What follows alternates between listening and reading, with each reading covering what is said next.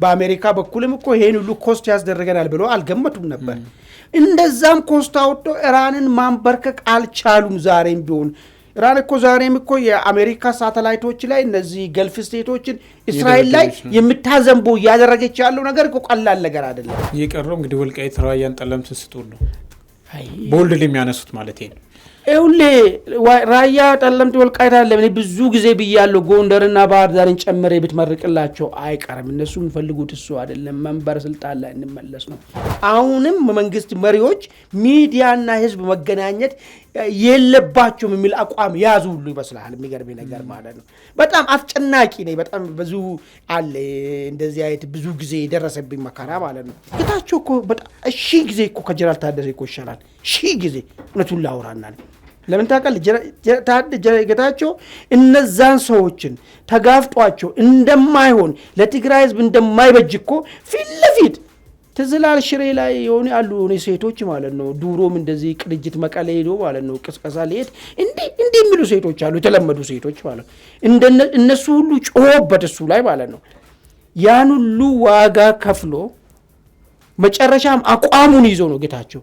እኔ እሱን አፕሪሺየት አደርገዋለሁ። ትራምፕ አሁን አንዳንዴ ሲያወሩ ዝም ብሎ ሰውየው እብድ ነው፣ የፈለገውን ነገር ያወራል፣ የማይችለውንም ይቀባጥራል የሚል ነገርም ክስ ይነሳል። ነገር ግን አሁን ይህን አብራሪ ያነሱበት ሁኔታ ስናይና ከፈለጉ እውነት ከተመኙ ኢራንን ምድራዊ ሲሆን ሊያረጓት የሚችሉበት አቂም እንዳላት አሜሪካ የሚያመላክት ነገር። እዛ ቦታ ላይ ክብረ በዓሉ ላይ የአቻ ባንዲራ ጉዳይ ኤርትራ የራሱን ባንዲራ ይዞ መጣ። የኤርትራ ባንዲራ አለ፣ ካህናቶቹ ወረብ እንትን የሚሉ በቦታ በዚህ በኩል የኢትዮጵያ ባንዲራ መሰቀል ሲገባ የትግራይ ክልል አቻ ባንዲራ ሆኖ ተቀርበዋል። ይሄ ራሱ ምንድነው ኢምፕሊኬሽኑ? የህወሓት ሰራዊቶች ይላል አርሚ 7 በኤርትራ በእንትና በኩል ከሻቢያ ጋር በዚህ በሻቢያ በኩል ይገናኛሉ የሚል ነገር አስቀምጠዋል። ኢቨን ጂኦግራፊው ራሱ በትክክል የሚያውቅ ሰው አይመስለኝም። እሱ ሪፖርት የጻፈው ሰው ማለት ነው። ዝም ብሎ እኔ ሰምዌር ዩሮፕ ቢሮ ውስጥ ቁጭ ብሎ የሚጽፍ ሰው ነው። ይህ ጉዳይ አሜሪካ ከቻለ ታርግልን፣ ካልሆነ ግን ኢራን ዓለም ህዝብ ሁሉ ሊነሳባት ይችላል። ኢራን ላይም ባይዞ ሌላ ነገር መታሰብ ያለበት ነገር ደግሞ እንዲህ የተሰቃየን ኢራን መደራደሪያ እያደረገች መኖር አችልም። ዓለም ህዝብ እንዲህ የተሰቃየ ማለት ነው። ስለዚህ ዓለም ህዝብ እንደሚነሳባት አውቃ ሌላ መፍትሄ ሊፈጥር ይገባል።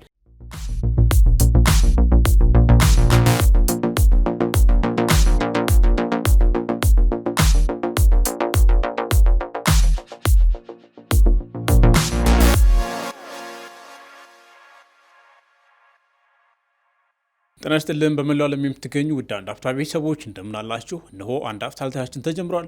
በዛሬው አንድ አፍታ የምንመለከታቸውን ጉዳዮች እናስተዋውቃችሁ። የመጀመሪያው ጉዳይ የኢራን እስራኤልና አሜሪካ ጦርነትን የተመለከተ ነው። የአሜሪካው ፕሬዚዳንት ዶናልድ ትራምፕ በአስደናቂ ኦፕሬሽን የአሜሪካ ጀት ተመርቶ ከወደቀ በኋላ ፓይለቱን ካወጡ በኋላ ኢራንን በከፍተኛ ድብደባ እጅ ለማሰጠት እየዛቱ ነው። ሆርሙዝ ሰርጥንም ለማስከፈት የአንድ ቀን የመጨረሻ ያሉትን ማስጠንቀቂያ ሰጥተዋል።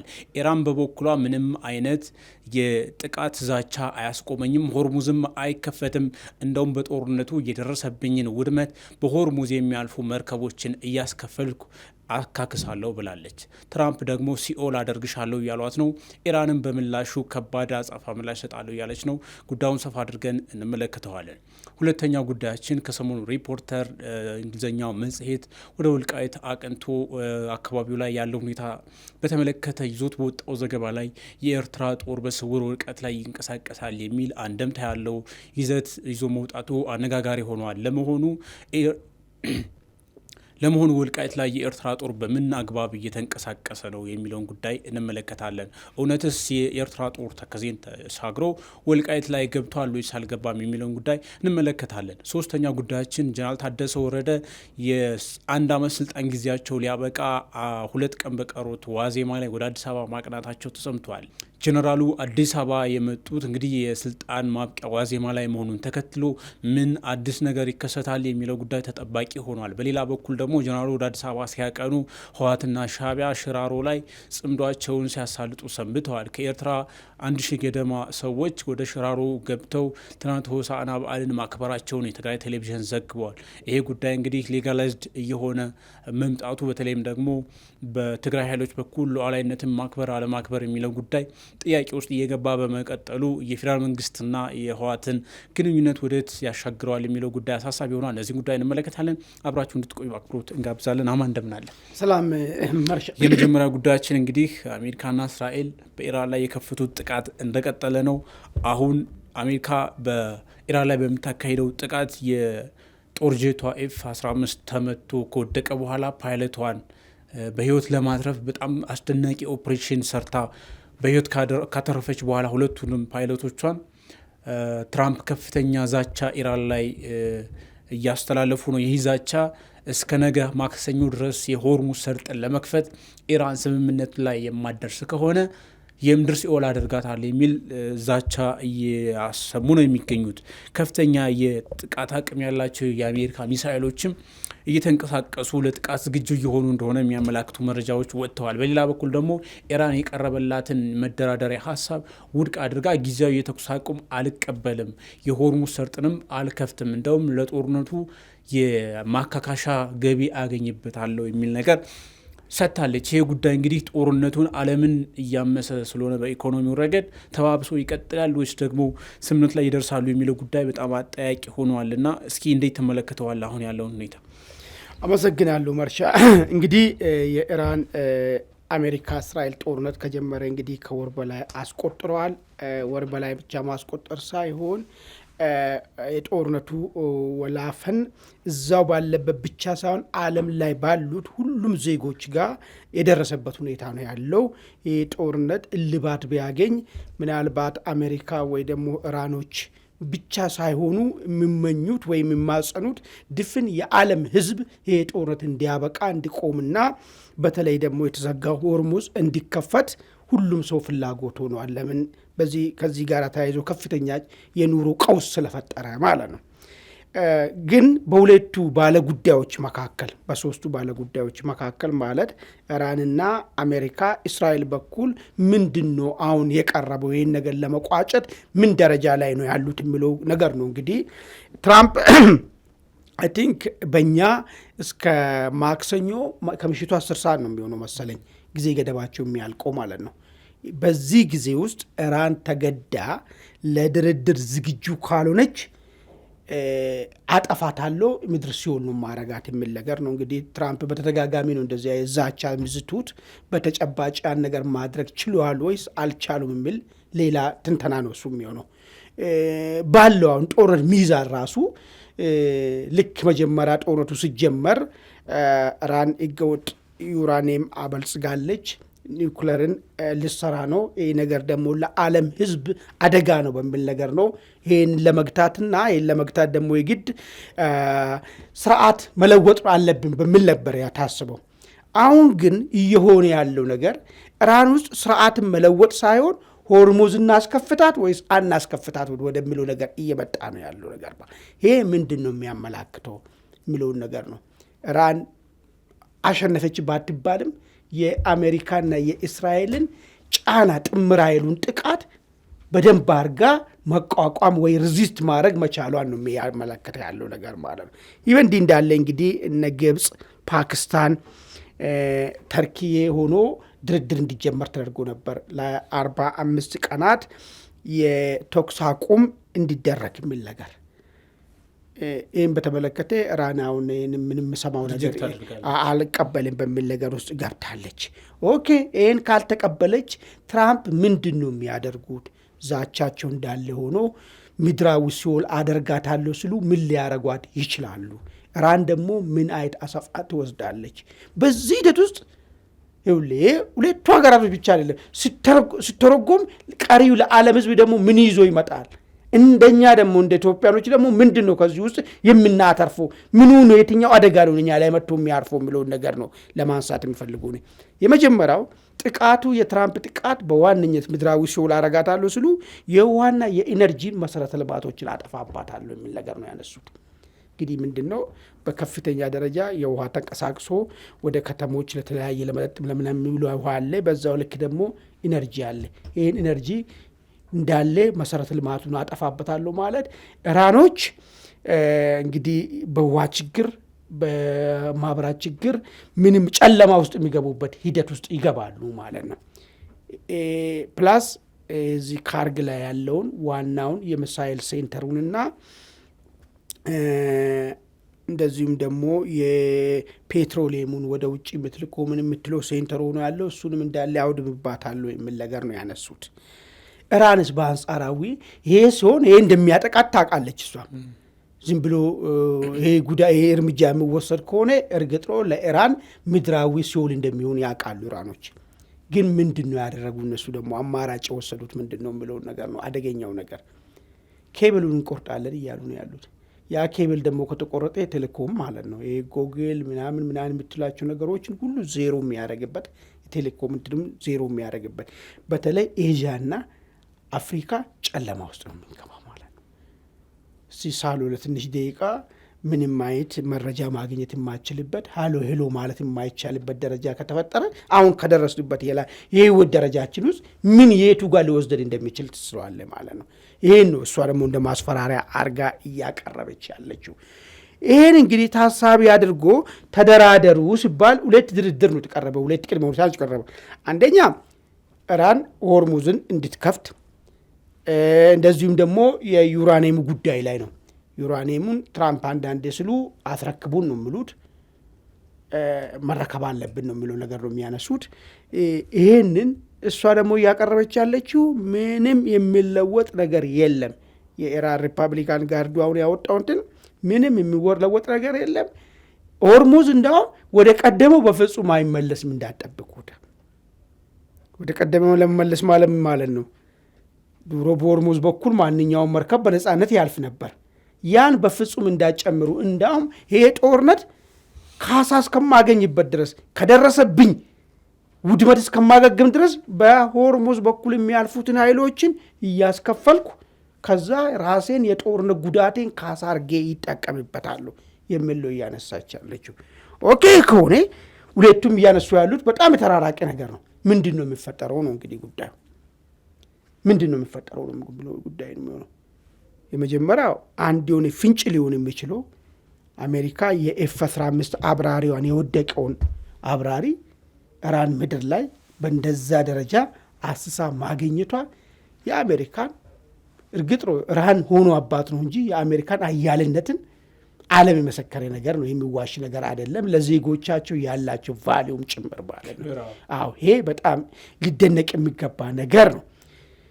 ይሄንን ማረግ ከቻሉ እውነት በሚሉ ደረጃ ትራምፕ አሁን አንዳንዴ ሲያወሩ ዝም ብሎ ሰውየው እብድ ነው የፈለገውን ነገር ያወራል የማይችለውንም ይቀባጥራል የሚል ነገርም ክስ ይነሳል። ነገር ግን አሁን ይሄን አብራሪ ያነሱበት ሁኔታ ስናይና ከፈለጉ እውነት ከተመኙ ኢራንን ምድራዊ ሲሆን ሊያረጓት የሚችሉበት አቂም እንዳላት አሜሪካ የሚያመላክት ነገር ነው። ሰማዩ ሙሉ ለሙሉ የአሜሪካኖች ሆኗል። የኢራን ሰማይ ማለት ነው። ሁለተኛ እሱ ብቻ አይደለም፣ ጨክነው ወገቡበት ከፍተኛ ዋጋን ቢያስከፍላቸው እግረኛው ወደ ኢራን ቢገባ የፈለጉትን ነገር ለማድረግ እንደሚችሉም ነገር ነው የሚያሳየው ነገር ማለት ነው። ይሄ ከሆነ እውነታው አሁን ትራምፕ ምንድን ነው የሚያደርጉ? ኢራን የማትገደድ ከሆነ በምንም አይነት መንገድ ይሄን ነገር አንፈልግም ባይዞ መገደድ ማለት የሚፈጠረው ምን ታውቃለህ? ባደረስክበት ጉዳት ልክ ነው። ኢራንን እስካሁን ማስገደድ ያልቻሉት ያደርሱባት ጉዳት በቂ አይደለም ማለት ነው። በቂ አይደለም ማለት የመቋቋም አቅሟ በጣም ከፍተኛ በቂ አይደለም ማለት ነው። አሁን አያቶላውን ገደሉ፣ ብዙ ባለስልጣኖችን ገደሉ። አሁን ደግሞ የደህንነት ኃላፊውን አይደል ገደሉት። ይሄ ሁሉ ሆና ኢራን የማትገደድ ከሆነ ኢራን ያላት አቅም እየተወሰደባት ካለው ጥቃት ከፍ ያለ ነገር ነው ማለት ነው። ዲሴንትራላይዝድ የሆነ ነው ስትራክቸራቸው። አዎ ስለዚህ አሁን ምንድን ነው ማለት ነው የሚወስዱትን ነገር የሚችሉ ከሆነ አሜሪካኖች ስንጨመር ማድረግ አቂም ካላቸው ይጨምሩ ለማስገደድ። እርግጥ ነው እኔ እግረኛ አሁን ባለበት ይገባል ብዬ አልጠብቅም። አሁን ባለበት ከገባ አስቸጋሪ ነው የሚሆነው። ትራምፕ ግን ምን የግድ የኢራንን መሰረተ ልማት ጨክነው ላያጠፉ ይችላሉ። አሁን በዚህ በሰሞኑ አስደናቂ ኦፕሬሽን ያየነው ነገር እንግዲህ በጣም በጥቂት ልዩ የኮማንዶ ኃይሎች ነው ለሰዓታት ያን የወደቀውን ፓይለት እንግዲህ በዛ በአስቸጋሪ በኢራን ውስጥ እንግዲህ ኢራንም ራሷ ጦሯን አሰማታ ነበረ። በዛ ውስጥ አድኖ ማውጣት ከተቻለ ያለምንም ጉዳት በጥቂት ኃይል ስለዚህ ዩራኒየሙን የኒክለር ዩራኒየሙን ማውጣት እችላለሁ የሚለውን የትራምፕን ህልም ያን ሊያሳኩት ይችላሉ። መሰረተ ልማት መታለሁ እያሉ በጎን ያን ደግሞ ሊያደርጉት ይችላሉ የሚልም ነገር አለ። ምክንያቱም መሰረተ ልማት መምታት ቀላል እንትን አይደለም። የኢራን ህዝብ ጨለማ ውስጥ ማስገባት ብቻ ሳይሆን በአሜሪካም ላይ የሚያመጣው የግንዛቤ ለውጥ ቀላል የሚባል አይደለም። ይኸውልህ ኢራኖች ለዛ ምቹ ናቸው ወይ? አሁን ባሉበት ሁኔታ ገብተህ እነሱ ካስቀመጡበት ቦታ በርብሬ ይዜ የምትወጣበት ያን ያክል ክፍት የሆነ ነገር አለ ወይ? ይህን እኮ የወደቀውን አብራሪ እርግጥ ነው ተራራማ ቦታዎች ላይ ናቸው ፈላልጎ ነው ከዛ ያነሱት። ይሄኛውን ግን ለማድረግ ሚኒመም የቆረጠ ከ500 እስከ 1 ሚሊዮን የኢራን ሰራዊት ጋር መዋጋ ይጠይቃል ይህን ነገር ለማድረግ። ይህንንስ ወደ ቀጥታ እግረኛ ጦርነት ሳታስገድደው ይህንን ሳትበት ነው ይህንን ሰራዊት አንደኛ መሪውን ስትመታበት፣ ሁለተኛ ኮሙኒኬሽኑ ሲቆራረጥበት፣ ሶስተኛ ከባባድ መሳሪያዎችን መጠቀም አቅሙን ስታሳንሰው ነው ሄደ መሬት ለመሬት መተው የምትቀበለው።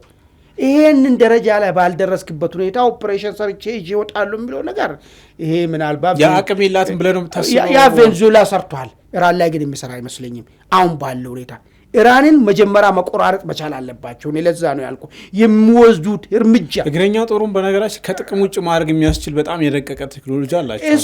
እሱን ይጠቀሙትና ከዛ በኋላ ከአቂማቸው ኦፕሬሽን ቢሰሩም ለምሳሌ የሌዘር እንትን አላቸው። ቬንዙዌላ ላይ በተወሰነ መልኩ ተጠቅመውታል ተብሏል። ኦፕሬሽን የሚሰሩበት ቦታ ላይ እያንዳንዱ ያለውን ምንም በቃ ያለውን እንቅስቃሴ ጸጥ የማድረግ እንትን አቅም አላቸው። ያን ያደርጋሉ ያደርጉም ነው። አሁን ይኸውልህ ቅድም እኮ ብያለሁ ኢራን ማለት ቬንዙዌላ አይደለችም። አሁን ኢራን የተሻለ አቅም እንዳላት ግልጽ አየን እኮ መጀመሪያ መስታሰብ በአንድ ሳምንት ውስጥ ይጠናቀቃል ተብሎም ታስቦ ነበር። በአሜሪካ በኩልም እኮ ይሄን ሁሉ ኮስት ያስደረገናል ብሎ አልገመቱም ነበር። እንደዛም ኮስት አውጥቶ ኢራንን ማንበርከክ አልቻሉም። ዛሬም ቢሆን ኢራን እኮ ዛሬም እኮ የአሜሪካ ሳተላይቶች ላይ እነዚህ ገልፍ ስቴቶችን እስራኤል ላይ የምታዘንቦ እያደረገች ያለው ነገር እኮ ቀላል ነገር አይደለም። ይሄ በዚህ ሁኔታ ከአጥቂነት እሷን መመለስ ባልተቻለበት ሁኔታ ዝም ብለህ ኮማንዶ ኦፕሬሽን ይሰራሉ ብለህ ብገባ የጣፋንታው ልክ የአሜሪካ ኮማንዶ ሶማሌ ላይ እንደገጠመው መሬት ለመሬት የመጎተት እድል እሱን ታሪክ ይደግሙ ይሆናል እንጂ አዲስ ነገር አይፈጥሩ። ግን ቀድሞ ይህንን ሰራዊቱን የሚጠቀሙ ሚሳይሉን ካወደሙበት፣ ከባባድ መሳሪያ መጠቀም አቅሙን ካሳጡት፣ ሁለተኛ ሰራዊትና ሰራዊቱ ይዝና እንትኑ መካከል ያለው ኮሙኒኬሽኑን ከቆራረጡት ሊያደርጉ ይችላሉ ይሄን ነገር። እሱ ጋር ግን አልደረሱም። እሱ ጋር መቼ ነው የሚደርሱ ነው ጥያቄው። እሱ ጋር ለመድረስ አሜሪካ ምን ያህል ተከፍላለች ነው ጥያቄው። እስከዛ ድረስ የአሜሪካ ህዝብ ይታገሳቸዋል ወይ ትራምፕን ነው ጥያቄው። አሁን ይህንን ነው እኔ ማየት እንፈልገው። ስለዚህ ባይቀይሩ በእርግጠኝነት የሚቀይሩ ይመስለኛል። ትራምፖችን እቺ ጊዜ ገደብ ብሎ ያስቀመጧትን ነገር የሚያራዝሙ ይመስለኛል። ካላራዘሙ ነው ያሳዩን ነው። ዓለም እኮ የጠበቃቸው እኮ ነው። ሆርሙዝን ያስከፍቱ ነው። እኔም ጭምር እኮ የጠበቁ እኮ ማስከፈት ግን ካልቻሉ በቃ ዓለም ህዝብ ከትራምፕ ውጪ በሆነ መንገድ ከኢራን ጋራ መቼም ስናልቅ ዓለም ህዝብ በእንደዚህ ስቃይ አንተ እኮ እዚህ ከተማ ውስጥ እኮ አይታል እንደ ኢትዮጵያ ውስጥ ምን አይነት ነገር እንዳለ ማለት የነዳጅ ጉዳይ ምን እየሆነ እንዳለ እርግጥ ነው። አሻጥርም ተጀመረ ሰምተናል። ነዳጅ እየቀዱ ነዳጅን ሸጦ ተመልሶ ለሚሰለፉ መኪናዎች እንዳሉም ተሰምቷል። ነገር ግን እንደዛም ሆኖ ሰቅጣጭ ሆነ እኮ የትራንስፖርት ሰልፍ ነው እኮ በእግር በቃ አንዳንድ ሰዎች እኮ እስከ 5 ኪሎ ሜትር እስከ 6 ኪሎ ሜትር 7-8 ኪሎ ሜትር በእግራቸው መሄድ እኮ ጀምረዋል እኮ። ዋጋውም አይቀመስም፣ ሁለተኛ ትራንስፖርቱም አይገኝም። ይሄ በዚህ ደረጃ የመጣብህን ነገር ይሄ በትራንስፖርት ላይ ብቻ የሚቆም አይደለም። እያንዳንዱ ሸቀጥ ላይ በየቀኑ የሚጨምረው ዋጋ ይህንን ጉዳይ አሜሪካ ከቻለ ታርግልን፣ ካልሆነ ግን ኢራን ዓለም ህዝብ ሁሉ ሊነሳባት ይችላል። ኢራን ላይም ባይዞ ሌላ ነገር መታሰብ ያለበት ነገር ደግሞ እንዲህ የተሰቃየን እራኔ መደራደሪያ እያደረገች መኖር አትችልም። ዓለም ህዝብ እንዲህ እየተሰቃየ ማለት። ስለዚህ ዓለም ህዝብ ምን እንደምነሳባት አውቃ ሌላ መፍትሄ ሊፈጥር ይገባል። ስለዚህ እቺን ጉዳይ የሚያራዝቧት ይመስሉኛል እንጂ ማክሰኞ ማታ ወደ መጨረሻ ቀን ትመጣለች ብዬ አልጠብቅም። መቼም አቶሚክ አይጠቀሙ አውዳሚ ነገር አይጠቀሙ። ገብቶሃል አይደል? የሚችሉትን አሁን እያረጉ ነው ያለው። ከዚህ ከፍ ያለ ነገር ምን ሊያረጉ ይችላል የሚልም ጥያቄ ነው የሚፈጥረው ነገር ማለት ነው። መልካም እንግዲህ የሚሆነው አብረን እንመልከታለን። ወደ ቤተሰቦቻችን ወደ ሀገር ውስጥ ጉዳዮቻችን እንሻገራለን። የመጀመሪያ ሀገር ውስጥ ጉዳያችን ከሰሞኑ ወደ ወልቃይት አቅንቶ መሬት ላይ ያለው ነገር ኦብዘርቭ ያደረገ የሪፖርተር እንግሊዝኛ መጋዚን ጋዜጠኛ የኤርትራ ወታደሮች እዛ አካባቢ ይንቀሳቀሳሉ፣ በተለይም ደግሞ ኢትዮጵያ ሱዳንና ኤርትራን የሚያዋስኑ የተከዜ አካባቢዎች ላይ የሚል ራሳቸውን ቀይረ የሚል አንደምታ ያለው ዘገባ ይዞ ወጥቷል የሚለው መረጃ እንግዲህ አነጋጋሪ ሆኗል። እንዴት እዛ ውስጥ ገብተው ይንቀሳቀሳሉ አይንቀሳቀሱም? እውነትነቱ ራሱ በግልጽ ቬሪፋይ እየተደረገ አይደለም። ዘገባው ላይ በተጨባጭ የተገለጸ አይደለም፣ በገደምዳሜ የተገለጸ ነው። ግን ከዚህ ቀደም የኤርትራ ጦር በተለይም ደግሞ በትግራይ አዋሳኝ አካባቢ በስፋት ገብተዋል። በሁመራ አካባቢም እንደዚሁ እዛው አካባቢ ይንቀሳቀሳል የሚሉ ሪፖርቶች መውጣታቸው ይታወሳል። አማን በዚህ ወቅት እንደ አይነት መረጃ መውጣቱ በራሱ መረጃው እውነት ነው እውነት አይደለም የሚለው ጉዳይ አጠያቂ ቢሆንም የኤርትራ ጦር ወልቃይት ላይ በስውር ይንቀሳቀሳል ማለት ምን ያክል አደገኛ እንደሆነ መገመት ቀላል አይደለም። እውነት ነው እውነት አይደለም የሚለው እንደተጠበቀ ሆኖ እና እንዴት ተመለከተው? መልካም። የመጀመሪያው እንደዚህ አይነት ሪፖርቶች መውጣት ምንድን ነው እንደዚህ ኢንዳስትሪ ውስጥ እንዳለ እንደ አንድ ሰው ምን ጠቀሜታ አለው የሚለው ነገር ላይ አንድ ክሬዲት ሰጥተን ልናልፈው ይገባል። በቦታው ተገኝቶ ነገሮችን መዘገብ መለመድ ማለት ነው። which is በጣም ትክክለኛ በተቻለ መጠን የሰሚ ሳይሆን ከፈረስት ሃንድ ወይ ደግሞ ፕራይመሪ ዳታዎች ጋር የሄድክ መረጃ አግኝተ ትክክለኛውን መረጃ ለማቅረብ ይሄ የሚበረታታ ጉዳይ ነው። እርግጥ ነው እዚህ ሀገር ውስጥ አንድ ትልቅ ችግር የተፈጠረው ነገር ምንድን ነው? አስጨናቂ ነው። አሁን ብዙ ኤክስፒሪየንስ አለኝ አይደለም። ከዚህ ተነስተ ወልቃይት ሊሰራ ከዚህ ተነስተ 20 እና 15 ኪሎ ሜትር ውስጥ እንኳን ሰተት ለመስራት ፍቃድ ያለው ሚዲያ ይዘ ወጥተ ወከባ አይደለም፣ እንግልት ነው። በቃ እንግልት ነው። አሁንም መንግስት መሪዎች ሚዲያና ህዝብ መገናኘት የለባቸውም የሚል አቋም ያዙ ሁሉ ይመስላል። የሚገርም ነገር ማለት ነው። በጣም አስጨናቂ ነው። በጣም ብዙ አለ እንደዚህ አይነት ብዙ ጊዜ የደረሰብኝ መከራ ማለት ነው። እንደዚህ አይነት ነገሮች ስላሉ ግን በዚህ ርቀት ሄዶ ይህን ነገር ምንድን ነው እዚህ አካባቢ እየተደረገ ያለው ምን ሁኔታ ነው ያለው የሚለውን ነገር ቆፍሮ ለማውጣት የሞከረበት ርቀት ሊመሰገነው የሚገባ ነው ለጋዜጠኛው ማለት ነው። ይሄ አንዱ ፋክት ነው። ካል በኋላ ምንድን ነው በዘገባ ውስጥ የተነሳው? እኔ ሁለት ነገር ላይ ማተኮር እፈልጋለሁ። ስለ ኤርትራ ሰራዊት ብቻ ሳይሆን በዚህ ዘገባ ውስጥ ስለ ማንነት ተነስቷል።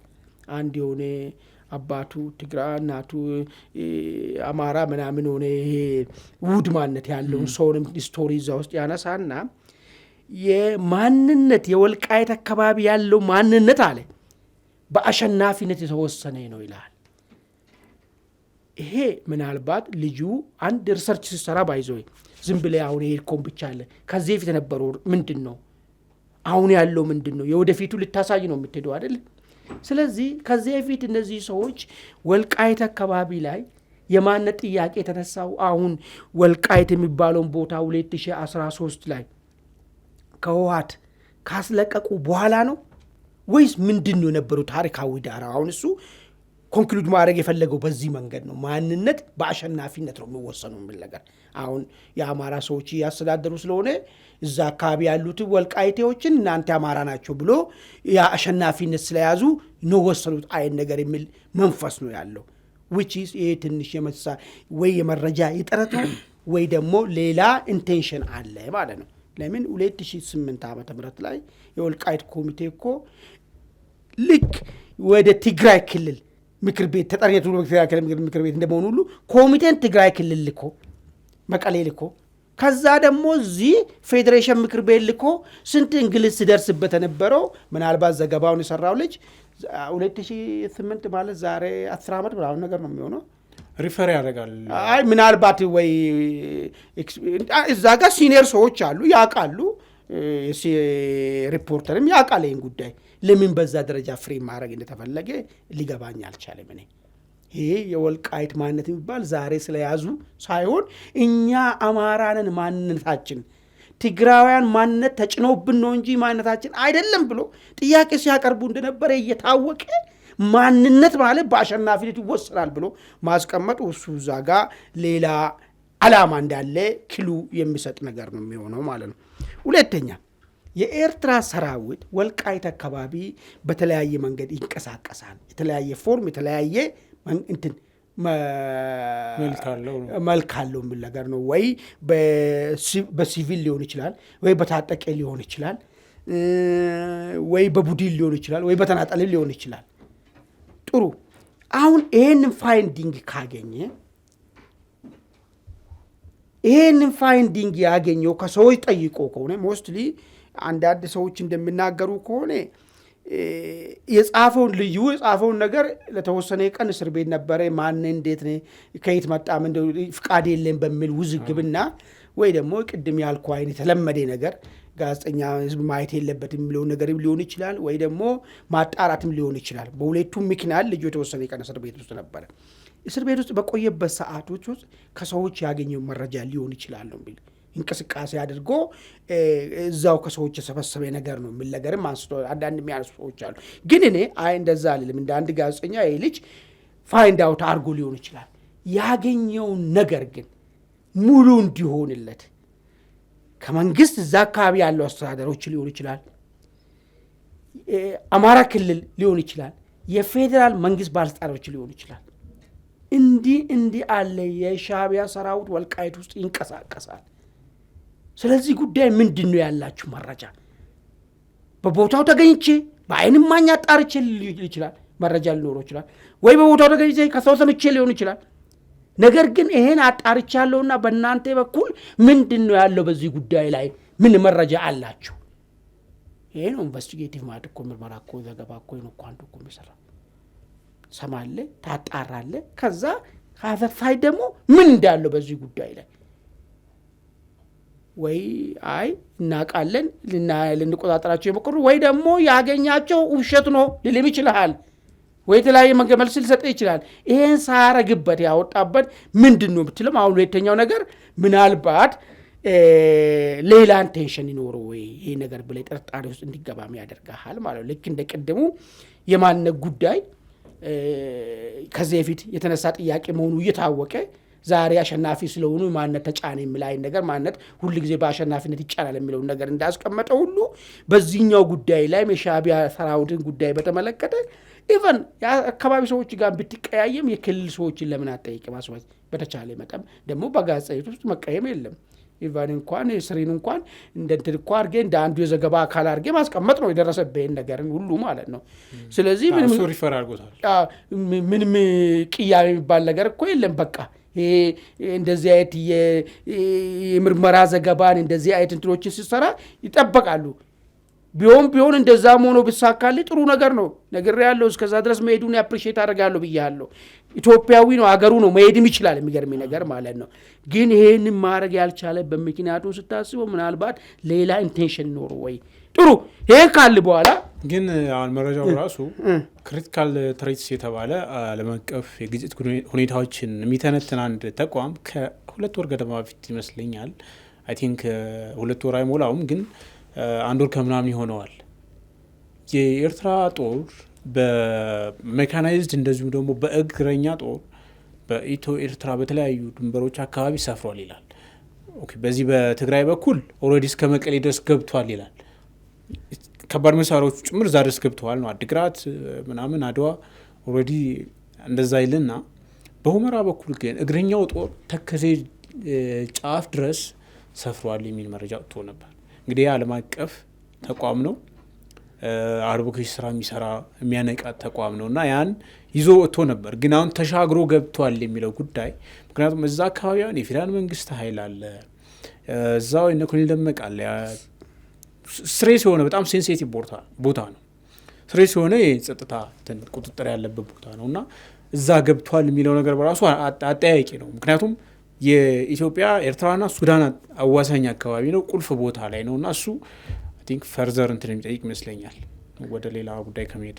አይ ጥሩ። አሁን ያነሳው ነገር ራሱ ምናልባት ትልቅ ተቋም ስለሆነ አድቮኬሲ ላይ ስለሚሰራ ብቻ በዚህ ጉዳይ ያወጣው መረጃ ሪፈር ለማድረግ ሙሉ አቀኛ ነው ማለት አይቻልም። ለምን መሰለህ እዚህ እሱ ራሱ ያለምንም አጣሪ ቢሮ ቁጭ ተብሎ የተሰራ ዘገባ መሆኑን አንድ ነገር ላንሳለ።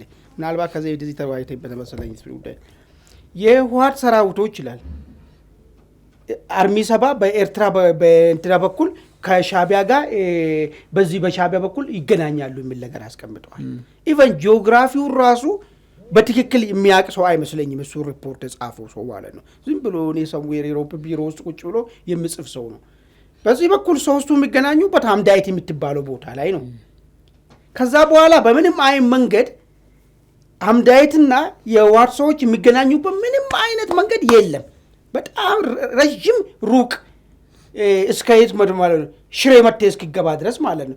ይህም ቦታ ሁሉ መካከል ወልቃይት የሚባለው ቦታ ጠለምትና ወልቃይት የሚባለው ቦታ ነው። እዚህ ቦታ ለማለከል ያለው ይገናኛሉ ይልሃል አሁን እዛ ጋር ማለት ነው። ወይ ዝም ብሎ ሲጽፍ ለዛ ነው እሱ እኮ በነገራችን ላይ ጽምዶ በሚለው ግንኙነት የኤርትራ የሱዳን ህወሓት ሰዎች በግልጽ አይደል የሚገናኙት። አውል ሰይድ ኦቤስ እየሄደ እዛ አሁን የምትለው ቦታ ላይ ማለት ነው አልተገናኙም እያልኳለሁ። እሱን አይደለም እሱንማ ይገናኛሉ። እሱን እኮ በሻቢያ በኤርትራ ዞሮ ሄደት ይገናኛል። በዚህኛው በኩል ግን አርሚ 7 እና እዚህ ህወሓት ያለው በታወራውን የሚገናኝበት መንገድ የለም። በመሀል አካላቸው የትኛው ሰራዊት አርሚ 7 የሚባለው ነው እዚህ አምዳይት ይሄዳል የተባለው ማለት ነው። ሽራሮ ያለው ማለት አይደለም ሸረሪና ላይ ያለው ማለት ነው። አምዳይት ያለው በሸረሪና ያለው እሱና እዚህ ያለው ሰራዊት በምንም መንገድ የሚገናኝበት መንገድ የለም። ግን ጸሐፊው መሰለው አቅም ለበዛ ነው ያልኩ። ዝም ብሎ ስለ አድቮኬሲ ስለሰራ ትልቅ ተቋም ስለሆነ ብቻ እንመኑ አይደለም። በጣም ሰቅጣጭ ሆነ ስህተቶች ሁሉ ያሉበት ዘገባ ነበር እሱ ነገር ማለት ነው። ኤኒዌይስ እዚህ ጋር ግን አሁን ጉዳዩን ልጁ በትክክል አገኝቶ ፋይንድም አርጎም ከሆነ ያልኩ እኮ ነው የመጀመሪያ እኮ ወይ ሰዎች በስጋት እኮ ነግሮት ሊሆን ይችላሉ። የሻቢያ ሰራዊት እዚህ አካባቢ እንቀሳቀሳል ስጋት ውስጥ ነን ያለ ነው እኛ ብሎ ነግሮትም ሊሆን ይችላሉ። እንን እንዲህ ይባላል እናንተ የምታስተዳድሯቸው ዜጎች የሻቢያ ሰራዊት ስጋት ውስጥ ከተውላል እዚህ አካባቢ ገብቶ መንቀሳቀሱ እያለ ቅሬታ እያቀረበ ነው። ምን የምታውቁ ነገር አለ እናንተ በዚህ ጉዳይ ብሎ መጠየቁ ማን ገደለው ነው። ካልሆነ ግን የሻቢያ ሰራዊት እዛ አካባቢ እንቀሳቀሳል መባሉ ራሱ ምን ተፈልጎ ነው የሚለው ወደሚለው ለትንተና ተጋላጭ ይሆናል ማለት ነው። ምንድነው ምናልባት እዛ አካባቢ ያለው አስተዳደር ሊዋላ አይደለም ለፌዴራል መንግስቱ የሚለውን ነገር ማሳየት ፈልጎ ነው ወይ ከሻቢያ መንግስቱ ራሱ አለ እኮ እዛ ጦር አለው ቆያደሉ ከሻቢያ ጋር ተመሳጥሮ ሻቢያ ሰራዊትን ያመጣል የሚል ምን ተፈልጎ ነው? አሁን እርግጠኛነቱን ሳይረጋገጥ የሚጻፍ ነገር ከሆነ ምንም መሬላ በሌለ ሁነት ላይ ተደርሶ መጻፍ ከሆነ ለምን ተጻፈ የሚለውን ነገር ወደ ትንተናት ይጋለጣል ማለት ነው። ስለዚህ የፈለገው ነገር ምንድነው? ወይስ ሌላ ህዝብን አንባቢውን ስላለው ነገር ስለ ሻቢያና ስለ ኢትዮጵያ መካከል ያለውን ነገር የተሳሳተ ግንዛቤ እንዲያዝ ተፈልጓል ወይ? አይታወቅም። ምክንያቱም አናውቀውም። ለምን እርግጠኛ ካልሆነ ምን ታስበው ነው እንደዚህ አይነት መቼም ስህተት ነው ልንል አንችልም። ለምንድን ነው በዚህ ደረጃ የተመጣበት ስትል ለፖለቲካ ትንተና የተጋላጭ ሆነሃል ማለት ነው። ይሄን ነው የምታየኝ። መልካም ውድ ቤተሰቦቻችን ወደ ሶስተኛው ነው መጨረሻ ጉዳይ እናልፋለን። ጀነራል ታደሰ ወረደ የአንድ ዓመት ስልጣን ጊዜያቸው ሊያበቃ ኦልሬዲ 2 ቀናት ይቀራቸዋል። እንግዲህ በስልጣን ማብቂያቸው ዋዜማ ወደ አዲስ አበባ ማቅናታቸውን ለእሳቸው ቅርብ የሆነና የእሳቸውን አቋም በተደጋጋሚ የሚያንጸባርቀው ዳዊት ከበደ ወይም ደግሞ በእሱ ሚዲያ አውራምባ ታይምስ ላይ ጽፎ ተመልክተናል። በሌላ በኩል ደግሞ የህወሓትና ሻቢያ ሰዎች ሽራሮ ላይ የሆሳዕና በዓልን ትናንት አክብረዋል ተብሏል። ሻቢያ ለትግራይ ህዝብ እርዳታ ማቅረቧል የሚል መረጃ በትግራይ ቴሌቪዥን ተሰራይቶ ተመልክተናል። ይህ ጉዳይ ምን አንደምታለው የሚለውን ጉዳይ እንመለከታለን። አማን ጀነራል ታደሰ እንግዲህ 8 የቃል ኪዳን ሰነዶችን ፈርመው ወደ ትግራይ ከሄዱ በኋላ የሰጧቸውን ነገሮች መፈጸም አልቻሉም። ይሄ ምክንያት በዛ ዶክመንት ላይ የፈረሟቸውን 1-2 ተብሎ 8 ነጥቦችና የሆነውን ስንመዝን ነው እሱን ምለው። አሁን ደግሞ ወደ አዲስ አበባ መጥተዋል ተብሏል። እንግዲህ አዲስ አበባ የመጡት አይ ቲንክ ከ2 ወር ገደማ በኋላ ውጥረት ውስጥ ቆይቶ አልመጡም፣ ንግግሮቹም ቆመዋል የሚል ነገር በጀትም እስከ መቆም የደረሰበት ሁኔታ ነበር እና ጀነራል ወደ አዲስ አበባ መምጣታቸው በራሱ መጥተዋል የሚለውን ነገር እንውሰድና ከእሳቸው ቅርብ ሰው ስለተሰማ ምንድን ነው የሚነግረን? ምንድን ነው በቀጣይ በህወሓትና ፌዴራል መንግስቱ ግንኙነት ላይ ምን አንደምታ ይኖረዋል? እንግዲህ የመጀመሪያ እኔ ሚዲያው ራሱ የራሱ አላማ ስላለ ብዙም እርግጠኛ የምትሆንበት ነገር የለም። ከዚህ በፊት መፈንቅለ መንግስት ጀነራል ታደሰ ላይ ሊደረግ ነው ብሎ ጀነራል ታደሰና ህወሓት መካከል ትልቅ ልዩነት እንዳለው ጀነራል ታደሰ ለጀስቲስ ለፍትህ አሁን ያለው የትግራይ ህዝብ አሁን የገባበትን መቀመቅ ውስጥ ሊያወጡ የሚታገሉ የሚፍጨረጨሩ አስመስሎ ለማሳየት የሞከረበት የራሱ አላማ ነበረው ሚዲያው ማለት ነው። አሁንም እኔ ሌላ ወገን ወይ ደግሞ ሌላ አሁን ሁሉም ሚዲያዎች የተቀበሉ ያሉ የሱን ነው የተቀበሉ ያሉት አላቅም እንግዲህ ሌት እርግጠኛ ነው ሊሆን ይችላል በሚል ነገር ነው እንትን የምናደርገው እንጂ እርግጠኛ መሆን አልችልም። ለምን ልጁ ሞስትሊ የጋዜጣይቱን ስራ ሳይሆን እስከ ሰውየው ጋር ያላቸውን የጥቅም ግንኙነትና ሰውየውን ፕሮቴክት ለማድረግ የሚሄድበት የዘገባ እንትኖች ላይ ስለሚያተኩር አላቆም እንደው መጡ ብንል በእንኳን መጡ ብንል 3 ቀን ምናምን ስለቀረ ቀናቸው 2 ቀን ስለቀረ መጡ ብል እኔ አሁን በምን ሂሳብ ነው እሳቸው የሚመጡት የሚለውን ነገር ነው የማስበው። እርግጥ ነው ሊመጡ ከመጡ ወዳጃቸውን ዳዊትን አምነን መጡ ካል ነው እኔ የሚመጡበት ምክንያት እዚሁ መጠለያና ቀሪ ዘመናቸው እንትን ለማለት ነገር ነው እንጂ ተደራድሮ በጌታቸው መንገድ ተደራድሮ ጌታቸው እኮ በጣም ሺህ ጊዜ እኮ ከጀነራል ታደሰ እኮ ይሻላል። ሺህ ጊዜ እውነቱን ላውራና ለምን ታውቃለህ? ጌታቸው እነዛን ሰዎችን ተጋፍጧቸው እንደማይሆን ለትግራይ ህዝብ እንደማይበጅ እኮ ፊት ለፊት ትዝላል ሽሬ ላይ የሆነ ያሉ ሴቶች ማለት ነው። ዱሮም እንደዚህ ቅንጅት መቀሌ ሄዶ ማለት ነው ቅስቀሳ ሊሄድ እንዲህ የሚሉ ሴቶች አሉ፣ የተለመዱ ሴቶች ማለት ነው። እነሱ ሁሉ ጮሆበት እሱ ላይ ማለት ነው ያን ሁሉ ዋጋ ከፍሎ መጨረሻም አቋሙን ይዞ ነው ጌታቸው። እኔ እሱን አፕሪሺየት አደርገዋለሁ። ለምን ታውቃለህ? አይሆንም ይሄ መንገድ ብሎ ስላመነ ነው። እዚህ መጥቶ አይደለም አይሆንም ያለው፣ እዛው የተጋፈጣቸው። ጀነራል ታደሰ እና ጌታቸው ለኔ የሰማይና የምድር ዳራቃሉ። ጀነራል ታደሰ ሽማግሌ ነው፣ አርጅቷል። ከዚህ በኋላ በከዘራ እዛ ቆላን ተንቤን መሄድ የሚፈልጉም አይመስለኝም። ባይሆንም በመኪናም ባርንቱ መቀመጥ የሚፈልግም አይመስለኝም። ከመጣ የሚሆነው ነገር ምንድነው? ቀሪ ወዘመኔን በቃ ጦርታ አይነ እዚህ ሊቀመጥ ነው የሚል ነገር ሊሆን ይችላል እንጂ የሚነጋገሩበት ነጥብም የለም። ለምን 8 ነጥብ ከተሰጠው ውስጥ የትኛውን ፈጸሙ? ጀነራል ታደሰ ሁሉንም አወሳስቦ እንዳይሆን አድርጎ ያበላሹ ሰው ናቸው። ምርጫ የለ፣ ምክክር የለ፣ የኤርትራን ደጋ ያለውን ድንበርን የለም። የባሰ እንዳውም አሰፍቶ የኤርትራ ደህንነት ኃይሎች አስመራ መቀሌ ድረስ መጥቶ ጦርነት ንድፍ እስኪያወጡ ድረስ ሁኔታ ያመቻቹ ሰው ናቸው። ለዚህ ነው እኔ አይመጡም ብሎ ልጁም ሌላ ጫወታ ሊጫወት ፈልጎ መጡ ብሎ የሚያወራ ብዬ ለምን ካዮት ልጁንም አውቀዋለሁ። እኔ ምን አይ ጫወታ አስጫወተ ነው በኢትዮጵያ ፖለቲካ ውስጥ የሚታወቅ ነው። እኛ በወቅቱ የምናውቀው ሰዎች እናውቃለን እንዳውትም ማለት ነው።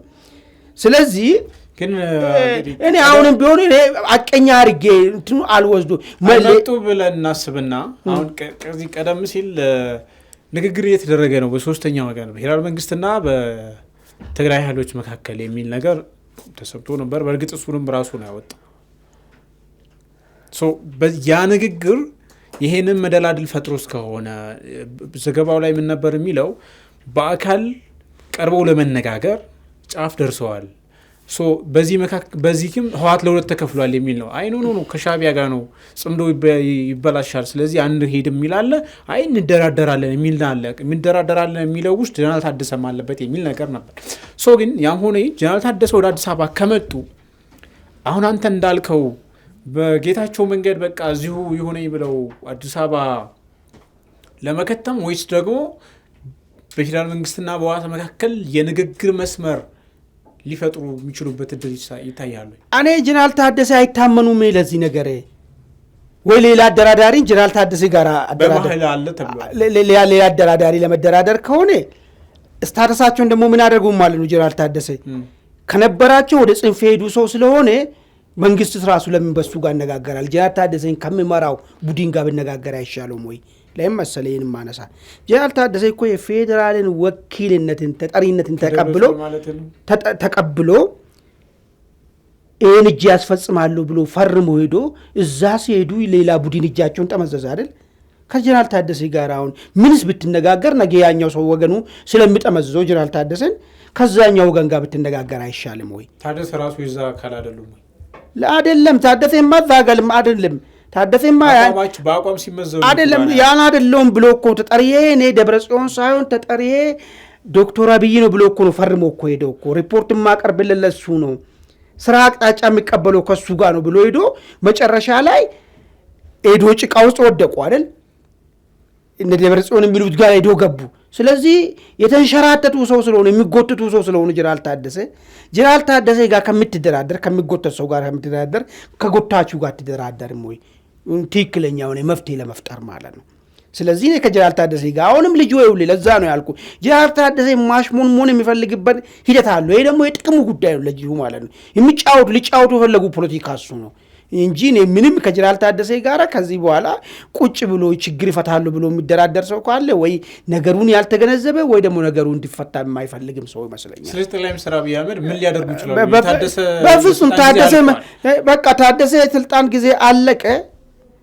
ታደሰ ስልጣን ጊዜ እኮ አላለቀም እኮ ማለቅ ብቻ አይደለም። ታደሰ የተባለውን መስራት እምቢ ካለ እኮ ቆየ እኮ ስንቴ መጣ ታደሰ ፈርሞ እኮ ሄደ በኋላ መቶ ሪፖርት ስንቴ ያቀረበ ያውቃለን ምን ችግር እንደገጠመውና የኛውን ለመፈጸም ያልቻለ በምክንያት ጀስቲፊኬሽን አቅርቧል አናውቅ። ስለዚህ በቃ ይኸውልህ ጀነራል ታደሰ ቆይቷል። ቃል ከገባው ነገር ውስጥ ቃሉን ካፈረሰ ቆይቷል። ስለዚህ ጀነራል ታደሰ ጋር ምንም አስፈላጊ የሆነ ነገርም አይደለም።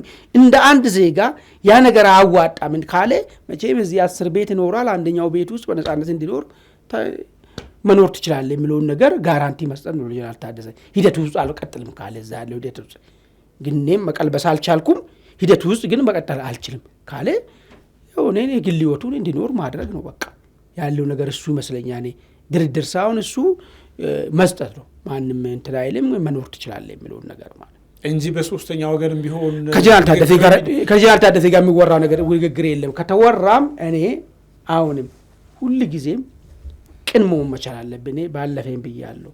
እኔ ከነዚህ ሰዎች ጋር የቀረኝ ነገር ካለ እኛ ያልተረዳን ነገር ካለ እነሱን ብቻ የሚታያቸው ነገር ካለ ዝግ ባይደረግ ለመስማት ጆሮ ለመስጠት ፍቃደኛ ብንሆን ጥሩ ነው። ምን ነገር ነው የማስበው ለሚጠቅም ለሀገርም ለትግራይ ህዝብ የሚጠቅም ነገር ካለ የቀረኝ ጥፍጣፊ ነገር ካለ ማለት ነው እንደዛ አይነት ነገር ካለ ማውራት ነው ከነሱ ጋር። የቀረው እንግዲህ ወልቃይት ራያን ጠለምት ስጡን ነው ቦልድ የሚያነሱት ማለት ነው። ሁሌ ራያ ጠለምት ወልቃይት አለ ብዙ ጊዜ ብያለሁ። ጎንደርና ባህር ዳርን ጨምሬ ብትመርቅላቸው አይቀርም። እነሱ የሚፈልጉት እሱ አይደለም መንበር ስልጣን ላይ እንመለስ ነው። ሰምታላ የፌደራል መንግስቱ ደግሞ ጦርነትን ማስቀረት ትፈልጋለህ ይላል። ስለዚህ ያለ ማድረግ አሁን በሶስተኛው ወገን ንግግር ካለ ውስጥ ለውስጥ የፌደራል መንግስቱ ከታደሰም ጋር ከህወሓትም ጋር አይነጋገርም ብለህ ታስባለህ? እንደው ዝግ ነው የሚለውን ነገር አልገባም። እኔ አሁን እስካሁን ሌላ አልተረዳኝም ማለት ነው። ጀነራል ታደሰ ምንም ሚና የላቸውም።